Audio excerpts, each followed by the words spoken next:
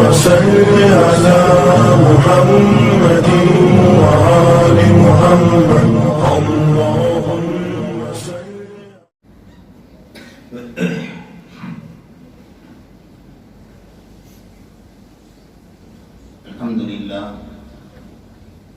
الحمد لله رب العالمين، والصلاة والسلام على أشرف الأنبياء والمرسلين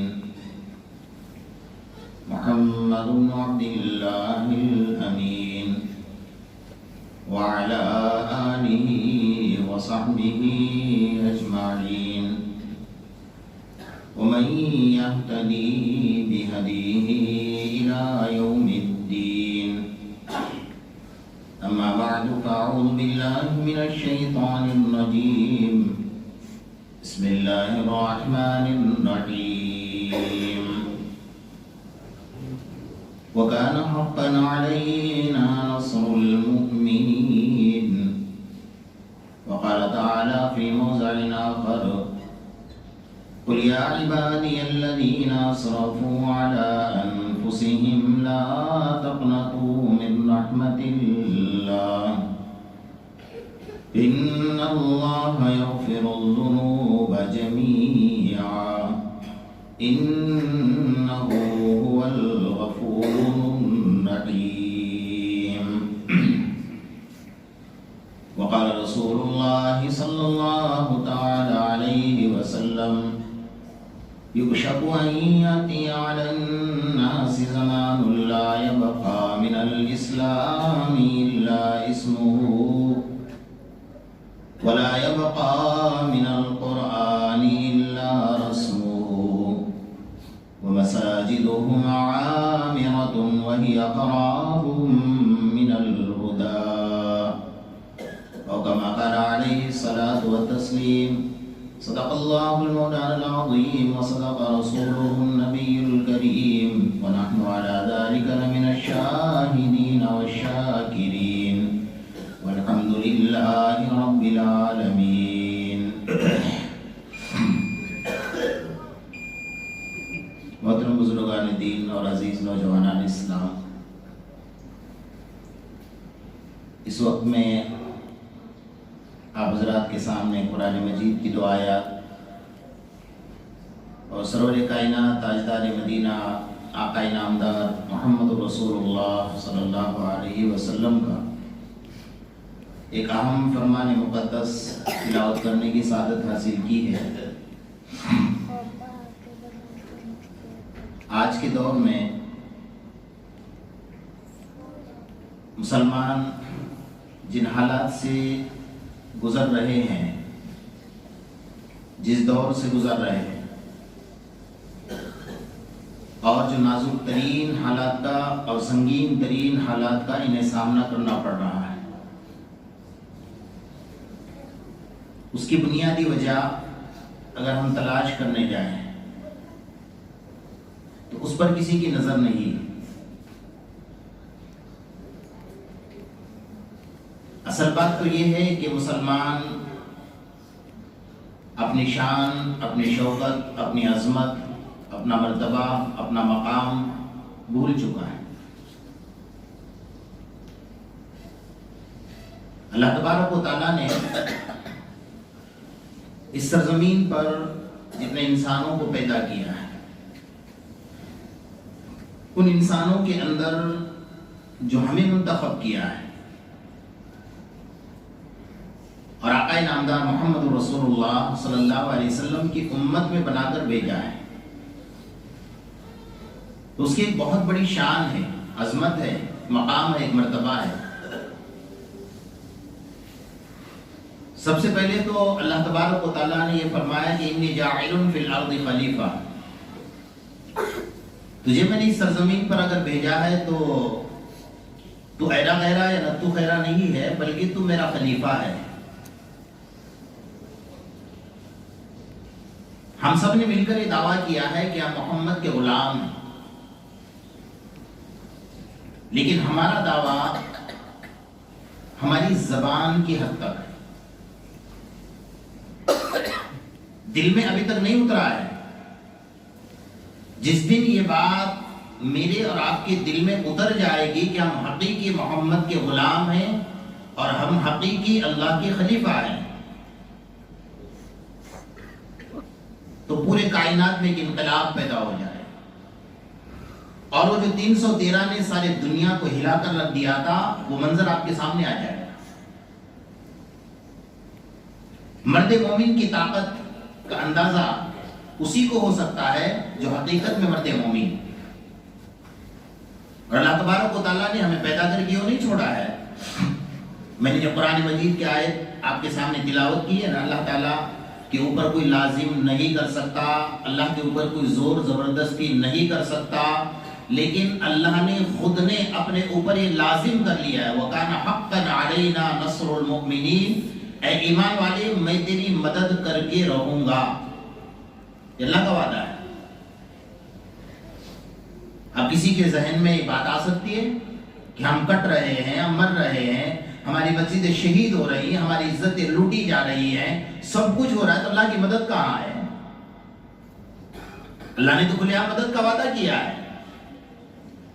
اللہ تو یہ بھی فرما رہا ہے وَأَنْتُمُ الْأَعْلَوْنَ إِن كُنتُم مُؤْمِنِينَ، اے مرد مومن تو جب تک اس سرزمین پر ہے، حکومت، بادشاہ، سلطنت، سب کچھ تیرے پاس، لیکن آج ہم حکومت کی جوتیوں میں بیٹھے ہوئے، ہمارے اوپر کوئی تھوکنے کے لیے تیار نہیں ہے، ہماری باتیں سننے کے لیے کوئی تیار نہیں ہے۔ اس کی بنیادی وجہ قرآن مجید اور حدیث سے اگر آپ تلاش کریں گے نا تو آپ کو مل جائے گی کہ اللہ تبارک و تعالیٰ نے جو وعدہ کیا ہے کہ اے مرد مومن میں تیری مدد کر کے رہوں گا، لیکن جہاں جہاں مدد کا وعدہ ہے وہاں اللہ تعالیٰ نے ایمان کا لفظ استعمال کیا۔ وَأَنْتُمُ الْأَعْلَوْنَ، تم سربلند رہو گے، تمہارے اس سرزمین پر ہوتے ہوئے کوئی حکومت، کوئی بادشاہ، کوئی سلطنت نہیں کر سکتا، لیکن کب؟ ان کنتم مؤمنین، اگر تمہارے پاس ایمان ہے۔ وَكَانَ حَقًّا عَلَيْنَا نَصْرُ الْمُؤْمِنِينَ، میں اپنی مدد کر کے رہوں گا، لیکن کب؟ نصر المؤمنین، تیرے پاس ایمان۔ اب ہمارے پاس ایمان ہے تو مسجد میں بیٹھے ہیں، کسی کو کڑوی لگ سکتی ہے، معاف کیجئے، ہمارا ایمان ہم نے اس کو سمجھا ہے کہ 5 وقت مسجد میں آئیں گے، ٹھونگے رکھیں گے، سجدہ کریں گے، نماز پڑھیں گے، بس مسجد کے حد تک ہم ایمان والے ہیں۔ ہم نے اسی کو ایمان سمجھ لیا ہے نا۔ میں بازار میں ہوں تو مسلمان نہیں ہوں، میں کاروبار پر بیٹھا ہوں تو مسلمان نہیں ہوں، میں گھر میں ہوتے ہوئے اپنے بیوی کے ساتھ مسلمان نہیں ہوں، میں اپنے ایمان کا سودا کر چکا ہوں۔ میں نے اگر عہدہ لیا ہے اور میں اگر سماج اور قوم کا بڑا بنا ہوں، میں اپنے ایمان کا سودا کر چکا ہوں، میں ضمیر فروش ہوں۔ ہمارے پاس ایمان کہاں ہے؟ اللہ تعالیٰ نے بے نمازی کے لیے، شراب پینے والوں کے لیے، جگاریوں کے لیے، کبابیوں کے لیے جنگ کا اعلان نہیں کیا ہے، لیکن جو مسلمان سود کا کاروبار کرے گا، اللہ تعالیٰ کیا فرما رہے ہیں؟ فَأْذَنُوا بِحَرْبٍ مِّنَ اللَّهِ وَرَسُولِهِ، اس کو چاہیے کہ اللہ اور اس کے رسول کے ساتھ جنگ کے لیے تیار ہو جائے۔ مسلمانوں کے گھروں میں سود چل رہا ہے، نفع کے نام سے، تجارت کے نام سے سود کاروبار عام ہے۔ ہم نے خود نے اللہ اور اس کے رسول کے ساتھ جنگ کا اعلان کیا ہے۔ اب جنگ کے لیے اللہ آسمان سے اتر کر آپ کے پاس نہیں آنے والا ہے، جنگ کے لیے محمد رسول اللہ صلی اللہ علیہ وسلم مسجد نبوی اور اپنے مزار اقدس سے اٹھ کر یہاں نہیں آنے والے، اللہ ایسے ظالموں کو تمہارے سر پر مسلط کر دے گا۔ لیکن آج بزدلی، بے غضاتی، کم ہمتی، ڈر، خوف ہمیں ستا رہا ہے۔ کس کا خوف؟ کس کا ڈر؟ اگر میرے دل میں ایمان کی دولت ہے تو میں اللہ کے علاوہ کسی سے ڈرتا نہیں ہوں، اور اپنے آپ کو ماپنا ہے۔ اگر میرے دل میں ایمان نہیں ہے تو پھر میرے دل میں اللہ کے علاوہ کسی کا ڈر بسے گا، یہ قانونی بات ہے۔ میں ایک جملہ کہا کرتا ہوں کہ آب زمزم کے پینے والوں، جانوروں کا پیشاب پینے والوں کا ڈر تمہارے دل پر جم گیا ہے۔ قرآن کے پڑھنے والوں، اسلام کا جھنڈا بلند کرنے والوں، وہ تھے حقیقت میں محمد کے غلام، جن کی حکومت زمین پر، ہوا پر، پانی پر، ہر چیز پر چلتی تھی۔ وہ بھی تو مرد مومن تھے۔ جب ایران فتح ہوا اور ایران کی راجدھانی جو کیپٹل، وہ اتنا ہی حصہ باقی تھا جس میں بادشاہ رہتا تھا، بادشاہ کی فوج سب کچھ تعینات تھی۔ صرف 13 صحابہ کرام، تاریخ الٹ کر دیکھ لیجئے، صرف 13 صحابہ کرام نے پورے راجدھانی کو گھیر لیا۔ اور تاریخ میں لکھا ہے کہ وہ صحابہ کون سے تھے؟ جن کے پاؤں میں چپل نہیں تھی، جن کے پاس جو گھوڑا تھا تو گھوڑے پر بیٹھنے کے لیے زین نہیں تھی، جن کے پاس دوسری کوئی فوج نہیں تھی، جن کے پاس کوئی ہتھیار نہیں تھے، پھٹے پرانے کپڑے پہنے ہوئے، اور پورے راجدھانی کا گھیراؤ کر لیا۔ بادشاہ کو پتا چلا کہ انہوں نے پورا ایران فتح کر لیا اور میرے شہر میں داخل ہو گئے اور گھیراؤ کر لیا ہے۔ اس نے اپنے فوج سے مشورہ کیا کہ کیا کرنا چاہیے؟ کہا ہم انہیں چبا ڈالیں گے، آپ کیوں فکر کرتے ہیں؟ ان کے پاس کچھ بھی نہیں ہے، یہ پھٹے پرانے کپڑے ہیں، ان کے پاؤں میں چپل نہیں، ان کے گھوڑے پر زین نہیں، ان کے پاس کوئی ہتھیار نہیں۔ تو اس وقت کے بادشاہ نے یہ کہا تھا، ان کے ظاہر کو مت دیکھو، ان کے پیچھے کوئی اور طاقت کام کرتی، اس لیے اپنے گھر سے، محل سے باہر نہیں نکل رہا تھا۔ بھائی کام کرو، ہم کب تک گھر میں بیٹھے رہیں گے؟ بلاؤ ان سے، ہم بیٹھ کر بات کر لیتے ہیں۔ تھوڑا سا غور کیجئے، کس کو حق ہے یہ کہنے کا کہ میں محمد کا غلام ہوں؟ یہ تھے حقیقی محمد کے غلام۔ تو بادشاہ کی طرف سے بلاوا گیا تو 13 صحابہ کرام بیٹھے، مشورہ کیا، بھئی ہم 13 جائے، کہا ایک صحابی نے کہا نہیں میں جاؤں گا، آپ بیٹھے رہیے، ہمارا حال دیکھیے اور ان کا حال دیکھیے۔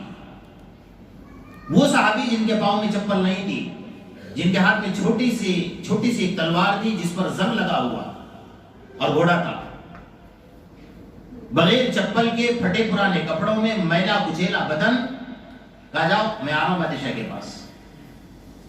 اب چاروں طرف سے فوج تعینات ہے، یہ گھوڑے پر سوار ہو کر نکل گئے۔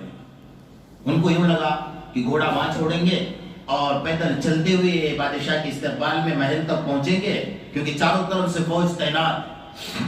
انہوں نے گھوڑا دوڑایا، گھوڑا بھی وہ تھا جس پر صحابی سوار تھے۔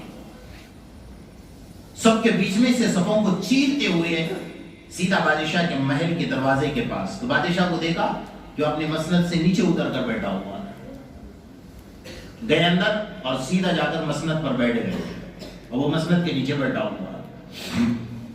فوج سب جھک کر دیکھ رہی ہے کہ یہ کیا حماقت ہے بھائی، کہ ہمارا بادشاہ نیچے بیٹھا ہے اور یہ پھٹے پرانے کپڑے والا اوپر آ کر مسند پر بیٹھا ہوا ہے۔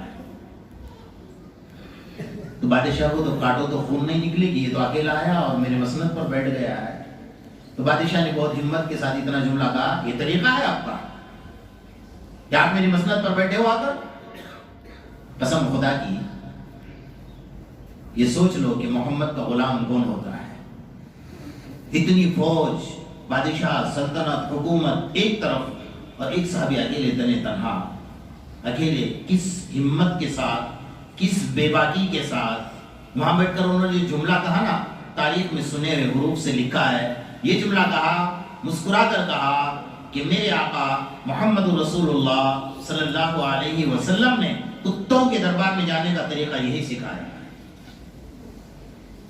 کوئی کہے گا بادشاہ کی مسند پر بیٹھ کر کتوں کے دربار میں جانے کا طریقہ یہی سکھایا ہے؟ بیچارہ پہلے سے ایسا ہو گیا تھا اور اب تو اور زیادہ ہے۔ کہا کہ آپ کہنا کیا چاہتے ہو، کیا کہنا ہے؟ ایران فتح ہو گیا اور یہ باقی ہے، یہ بھی فتح ہو گیا، ہم آگے بیٹھ گئے کرسی پر، ہٹ جاؤ۔ میرے دوستو، نحن اصحاب رسول اللہ صلی اللہ علیہ وسلم، ان کا نعرہ تھا ہم محمد کے غلام ہیں، ہمیں دنیا کی کوئی طاقت نہیں روک سکتی۔ ہمارے اندر اگر ایمان ہے ایمان، لیکن ایمان دبا ہوا ہے۔ آپ نے دیکھا ہوگا نا، ایک آگ جلتی ہے بہت بڑی، اور آگ جب بجھ جاتی ہے تو اس کے اوپر راکھ جم جاتی ہے، کچھ دیر تک اندر شعلے بھڑکتے ہیں، اوپر سے دیکھنے والا کیا سمجھے گا کہ یہ راکھ ہے، اندر کچھ نہیں ہے، لیکن جب راکھ ہٹاؤ گے تو اندر شعلے بھڑکتے ہوئے نظر آئیں گے۔ ہم سب کے دل میں ایمان ہے، لیکن دبا ہوا ہے۔ چغلخوری، غیبت، جھوٹ، بدگمانیاں، دوسرے پر الزام لگانا، بے نمازی، مکاری، فریب، دھوکہ بازی، ان تمام چیزوں کے راگ نے ہمارے ایمان کو دبوچ لیا ہے۔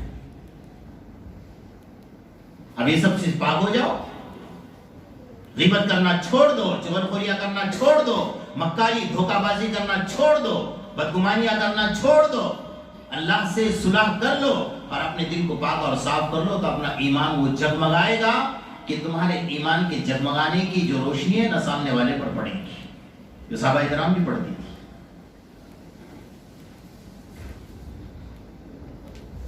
افریقہ کے صحراؤں کے اندر صحابہ کرام جا رہے، پورا جنگل، اور جس میں سانپ ہے، بچھو ہے، ہاتھی ہے، چیتے ہیں، شیر ہے، پھاڑ کھانے والے جانور۔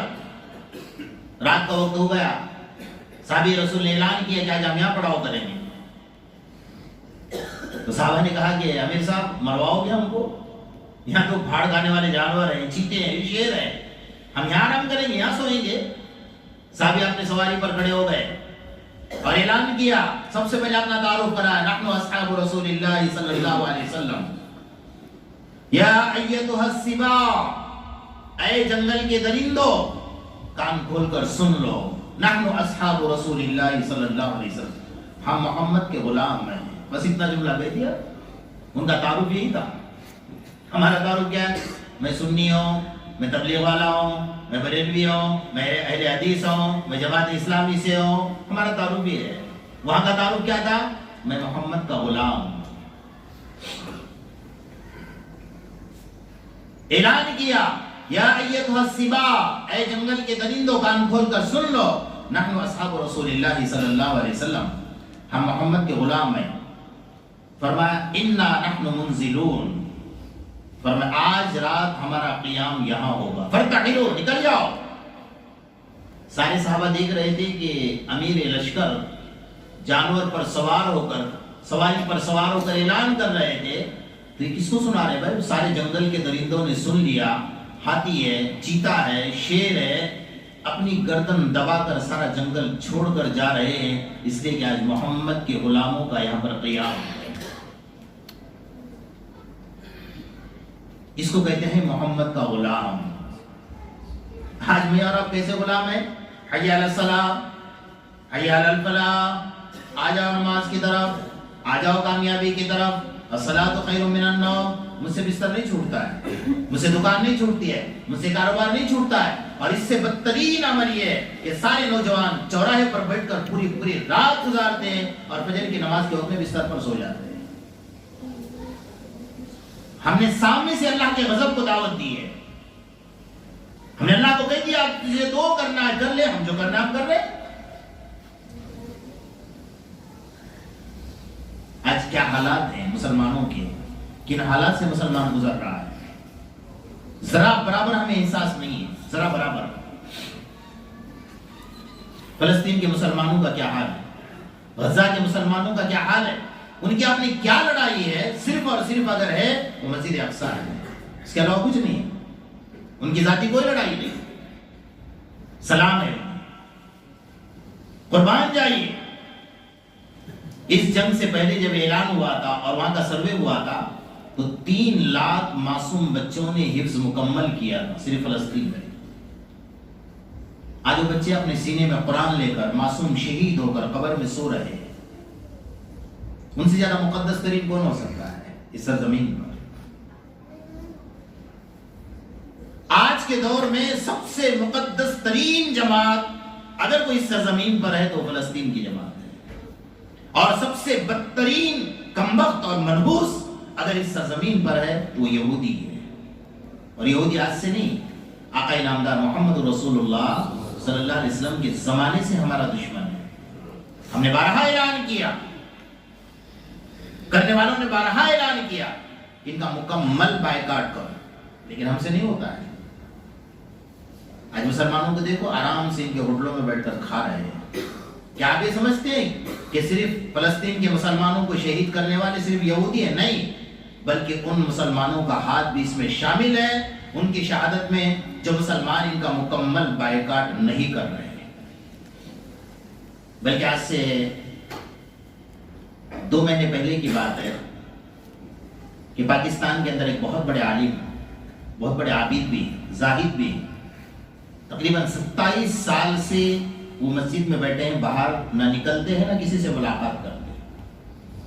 انہوں نے خواب میں دیکھا کہ آقا نامدار محمد رسول اللہ صلی اللہ علیہ وسلم نے خواب میں آ کر 3 مرتبہ کہا، 3 مرتبہ، ایک بار نہیں، جبکہ آقا کی بات ایک بار کافی ہے، 3 مرتبہ کہا کہ وہ مسلمان میری امت میں نہیں ہے، وہ مسلمان میری امت میں نہیں ہے، وہ مسلمان میری امت میں نہیں ہے جو یہودیوں کا مکمل بائیکاٹ نہ کرے۔ اس خواب کی تصدیق حضرت مفتی تقی عثمانی صاحب اور حضرت مولانا ذوالفقار صاحب، ان بڑے بڑے اکابروں نے کی، لیکن ہمیں شرم نہیں آ رہی، ہمیں حیا نہیں آ رہی۔ ان کے ایمان پر قربان جاؤ کہ ایک ماں 10 بچوں کی شہیدوں کی ماں ہے، اور وہ کھڑے ہو کر آسمان کی طرف دیکھ کر کہتی ہے حسبنا اللہ، اللہ تو میرے لیے کافی ہے۔ ایک بچہ اگر دنیا سے چلا جاتا ہے پورا خاندان سوگوار ہو جاتا ہے، یہاں 10 بچوں کی شہیدوں کی ماں کھڑی ہے، 10 بچوں کے شہیدوں کا باپ کھڑا ہے، اور جن کے ماں باپ چلے گئے وہ معصوم بچے قبر پر جا کر ماں اور باپ سے کہہ رہے ہیں کہ امی اٹھو ہم سے بات چیت کرو۔ کیا اللہ تبارک و تعالیٰ کی رحمت جوش میں آئے گی؟ اللہ کا وعدہ ہے وَلَقَدْ نَصَرَكُمُ اللَّهُ بِبَدْرٍ وَأَنْتُمْ أَذِلَّةٌ، اللہ نے جو وعدہ کیا نا وَكَانَ حَقًّا عَلَيْنَا نَصْرُ الْمُؤْمِنِينَ، اے ایمان والوں میں تمہاری مدد کر کے وہ کرے گا اللہ مدد۔ اللہ کو نہ حکومتوں کی ضرورت ہے، نہ بادشاہوں کی ضرورت ہے، نہ سلطنتوں کی ضرورت ہے، نہ مسلم حکمرانوں کی ضرورت ہے۔ اللہ جو ابابیل کو بھیجنے والا، جو زمین سے پانی نکالنے والا، جو ہوائیں بھیجنے والا، زمین کا ذرہ ذرہ اللہ تبارک و تعالیٰ کا غلام ہے۔ اللہ جیسا حکم فرمائے گا ہو جائے گا، لیکن وہ امتحان لے رہا ہے۔ اس کے امتحان میں کون کون کامیاب ہو سکتا ہے؟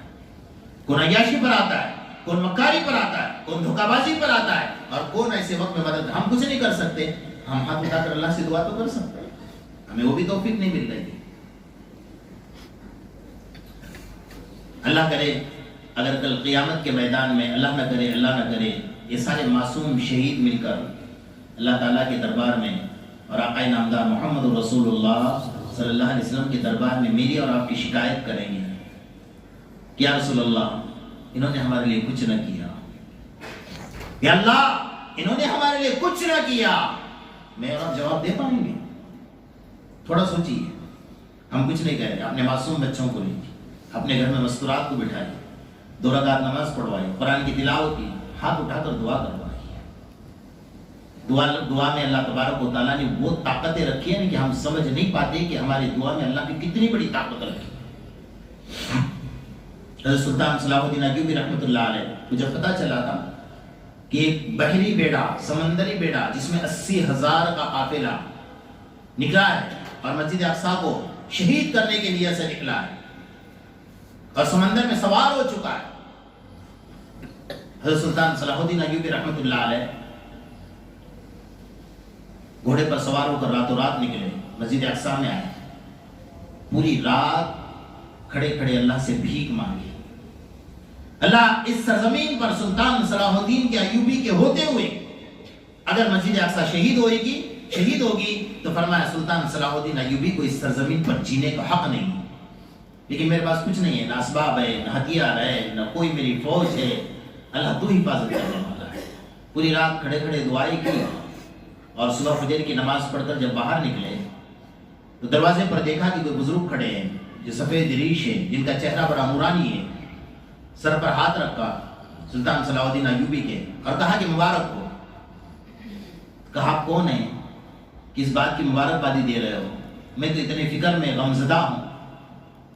تو کہا نہیں مبارک ہو، میں مبارکبادی دینے کے لیے آپ کو آیا ہوں کہ وہ جو سمندری بیڑا 80,000 کا قافلہ سمندر میں سوار ہو چکا تھا، رات میں جو اللہ کے سامنے کھڑے کھڑے آپ کے آنسو ٹپکے ہیں، اللہ نے آپ کے آنسوؤں کو قبول کر لیا اور وہ سارا کا سارا بیڑا سمندر میں غرق ہو چکا ہے۔ اے مرد مومن، تیرے دعا میں اللہ نے وہ طاقت رکھی ہوئی، لیکن کس کے پاس وقت ہے بھائی؟ نہ دین کی بات سننے کا وقت ہے، نہ دعائیں کرنا. بلکہ آج کے دور میں تو کوئی فلسطین کی بات کرتا ہے اور تو لوگ ڈرتے ہیں, سننے والے ڈرتے ہیں کہ اب کیا ہوگا. یہ ہمارا ایمان ہے. مرد مومن ایک خون ہے, ایک بھائی ہے. اگر کہیں ساری دنیا میں کسی کو تکلیف ہے تو مجھے تکلیف ہونی چاہیے. اگر مجھے تکلیف نہیں ہوتی ہے تو میرے ایمان میں شک شبہ نہیں, بلکہ میرے پاس ایمان نہیں ہے. یہ سمجھ لینا. آپ حق پر ہو, آپ کو ڈرنے کی ضرورت نہیں. آپ ہمت سے رہو. اس سرزمین پر ہمارے اکابروں نے جو قربانیاں دی ہیں, پھانسی کے پھندوں کو چوما ہے, تب جا کر ہم مسجدوں میں بیٹھ کر عبادت کر رہے ہیں. ان کے دل میں کوئی خوف اور ڈر نہیں تھا. اگر ہم اس طریقے سے ڈرتے اور خوف زدہ زندگی گزاریں گے تو گھر میں بے موت مرو گے. سب سے پہلے اللہ سے صلح کر لو تو دل میں سے ڈر نکل جائے گا. اور میرا اللہ ایسا نہیں ہے کہ ایک بندہ اگر 10 سال سے 20 سال سے 50 سال سے نماز نہیں پڑھ رہا تھا, باغی تھا, طاغی تھا, نافرمان تھا, شرابی تھا, جگاری تھا, کبابی تھا, تو 40 سال کے بعد اس کو توفیق ہو گئی کہ میں اللہ کے دربار میں چلا جاؤں, تو میرا اللہ تانا نہیں دیتا کہ 40 سال کہاں گیا تھا, بلکہ اللہ تو قرآن میں آواز لگا رہا ہے, فَأَيْنَ تَذْهَبُونَ, اے میرے بندے کہاں جا رہا ہے, آجا میرے در کی طرف آجا. 40 سال کے بعد بھی اگر وہ ایک سجدہ اللہ کے سامنے کرتا تو میرا اللہ ایک سجدے پر بھی راضی ہو جاتا ہے. بلکہ بس ایک آخری بات کہہ کر بات ختم کر دوں. میرے آقا محمد رسول اللہ صلی اللہ علیہ وسلم نے حدیث میں کیا فرمایا, ایک نوجوان, کتنا بڑا نوجوانوں کا مجمع بیٹھا ہے, ایک نوجوان سچی توبہ کرتا ہے اللہ کے سامنے کہ اللہ آج تک جو کچھ گناہ ہوئے مجھے معاف فرما دے, آج کے بعد کبھی نہیں کروں گا, میں اپنے آپ کو تیرے حوالے کر دیتا ہوں, اللہ میرے گناہوں سے حفاظت فرما لے. ایک نوجوان سچی توبہ کر لیتا ہے, اس کی توبہ کا فائدہ کیا ہے؟ آقا نامدار محمد رسول اللہ صلی اللہ علیہ وسلم حدیث میں فرماتے, مشرق سے مغرب تک جتنے قبرستان میں لوگ سوئے ہیں, اس نوجوان کی توبہ سے خوش ہو کر اللہ تعالیٰ 40 دن کا عذاب اٹھا لیتے ہیں. 40 دن کا. ہر ایک نوجوان 40 دن میں توبہ کر لے تو عذاب قبر بھی کسی کو نہیں ہوگا. اور قیامت کے میدان میں اسے پتا چلے گا, یہ نوجوان جس نے توبہ کی تھی, یہ جب پل صراط پر گزرے گا اور یہ جنت میں داخل ہوگا, یہ سارے قبرستان کے جتنے مردے تھے جن کا 40 دن تک اللہ نے عذاب اٹھا لیا تھا, اس کے استقبال میں کھڑے ہوں گے اور کہیں گے کہ جنت کا دولہا آ رہا ہے, جنت کا دولہا آ رہا ہے. میں نے کون سا عمل کیا کہ مجھے جنت کا دولہا کہا جا رہا ہے؟ کہا تو نے توبہ کر لی تھی, حالانکہ توبہ کرنا تیری ذمہ داری تھی, تیرا فائدہ تھا, لیکن میرا اللہ اتنا خوش ہو گیا کہ تیری توبہ کی وجہ سے 40 دن تک اللہ نے ہمارا عذاب اٹھا لیا. ہم سب مل کر اللہ سے توبہ کر لیں, اللہ کی طرف رجوع ہو جائیں, اپنے دل میں اللہ کے علاوہ کسی کا خوف, کسی کا ڈر نہ رکھے, گناہوں سے سچی پت کی توبہ کر لے, اللہ کو منوا لے. منوا کر دیکھ لیجئے سجدوں کی لذتیں آپ کو کیسی نصیب ہوگی, قرآن کی تلاوت کی لذتیں آپ کو کیسی نصیب ہوگی, پھر آپ نماز نہیں چھوڑ پاؤ گے, اور غداری اور نمک حرامی تو بہت دور کی بات رہ گئی. اللہ تبارک و تعالی ہمارے دلوں سے غیروں کا خوف نکال کر اپنا خوف اللہ تبارک و تعالی ہمارے دلوں میں ڈال دے. اللہ اپنی محبت, آقا کی محبت اپنے دلوں میں ڈال دے. وآخر دعوانا الحمدللہ رب العالمین.